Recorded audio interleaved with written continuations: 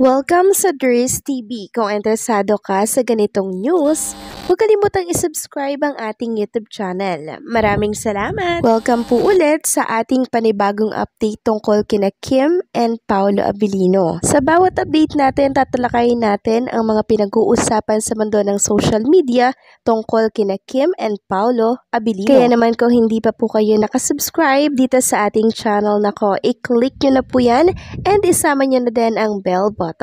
So, ayun, welcome back again sa ating YouTube channel mga ka-Kim Pao, and sa update natin ito, ang pag-uusapan natin ay tungkol sa mga importanteng kaganapan kina Kim and syempre kay Paolo Abilino.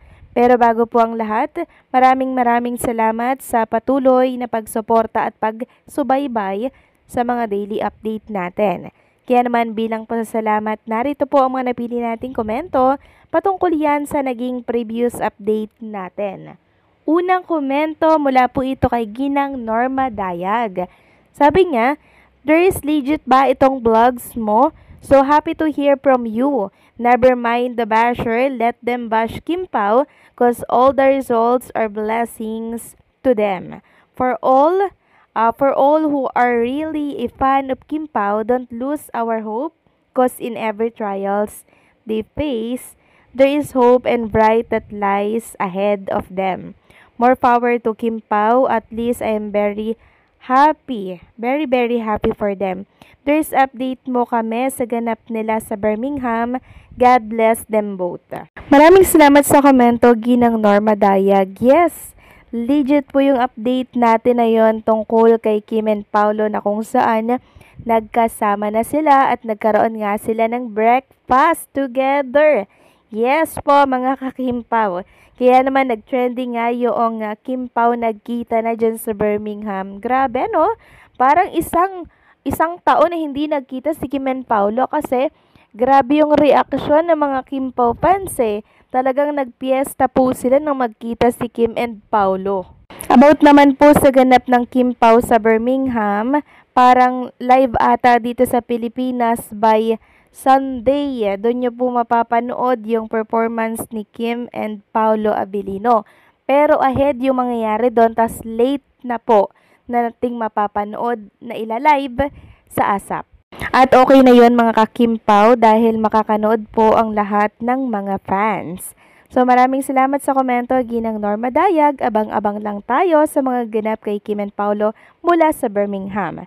At ang pangalawang komento naman ay mula po kay Leoncia Talian. Sabi niya dito, "Kim, believe that when someone leaves you, our Lord is preparing one better for you. Look at what happened to your bestie, Angge. She had been betrayed many times, but now, look at her. She now happy with her child and husband. Look what is happening to this who betray her. Karma is working on them. And look also, Kat Bea, a heartbroken also many times. She now find the person who really loves her. That's why, don't fear, just trust God. Somehow, someday, you will find the person who truly loves you." Paolo, thank you. If not just the same, will find person who will truly loves you. If you suffer pain, there will be gain. Be happy, positive, and continue to spread good vibes. Maraming salamat sa komento, Ginang Leoncia Talian.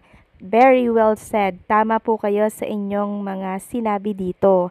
Pag ang isang tao ay nawala sa iyong buhay, ibig sabihin, hindi yun para sa'yo dahil merong piniprepare na mas better yung nasa itaas. At alam na alam po ni Chinita Princess yung mga ganyan. Kaya nga patuloy niya pong kinikilala si Paolo Abilino. Maraming salamat po sa komento, Leoncia Talian. God bless and mabuhay po kayo. So ayun na nga, pag-usapan na natin mga ka-Kim Pao itong mga nakalap nating balita mula po yan sa iba't ibang social media account. At unahin nating pag-usapan ang pagkamis po ni Miss Carl Merced kay Chinita Princess. Talaga namang nakakamiss si Kim Chu, yung kakulitan niya, 'di ba? Yung loko niya, yung pagkamasiyahin at maingay niya, nakakamiss talaga yon. Kaya sabi po ni Ma'am Carl Mercy dito sa kanyang Instagram story, "Hi Kimi, we miss you. Digma ang schedule with joy." So namimiss na po siya ni Ma'am Carl Mercy. So magkakasama din kayo niyan. Konting linggo na lang mga kakimpaw, no? At back to reality na naman si Kim and Paolo para sa taping niya ng Alibay dyan po sa Cebu. Samantalang inireveal na po mga kakimpaw ang title ng theme song ng upcoming series ni Kim and Paolo Abilino na kung saan ang kakanta po ay walang iba kundi po si Clarice. Ang title, "Dito Ka Lang, Wag Kang Lalayo." Sabi nga dito, as previously announced, this track will also serve as the main theme song of the upcoming Kim Pao series, so please watch out for it soon. Released just last night, it already shot straight to #1 on the iTunes single chart. Please check out Dito Ka Lang, Wag Kang Lalayo, the first original song that I've written and produced for the Philippine soul diva Clarice. So, ayan po pala yung title. Dito Ka Lang, Wag Kang Lalayo. Sino na po ang nakaparinig ng song na to? Samantalang next topic naman tayo mga kakimpaw, pag-usapan natin ang puspusan po na pagre-rehearsal ni Chinita Princess dito po yan sa Birmingham. Makikita nga dito sa isang picture mga kakimpaw na nakataas ang kamay ni Kim Chiu habang siya po ay nagsasayaw.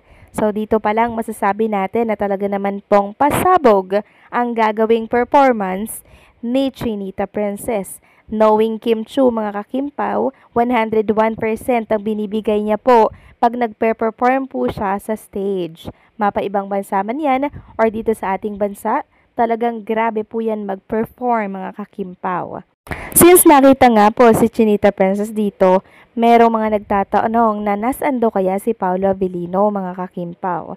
And meron nga tayong nabasa na ang audience daw ni Chinita Princess ay walang iba kundi po si Paolo Abilino habang ito ay nagpa-practice ng production number. Sabi nga dito ni Doris, audience si Pao sa practice prod ni Kim. So nakakatuwang malaman mga kakimpaw na kahit mga simpleng mga ganito, di ba?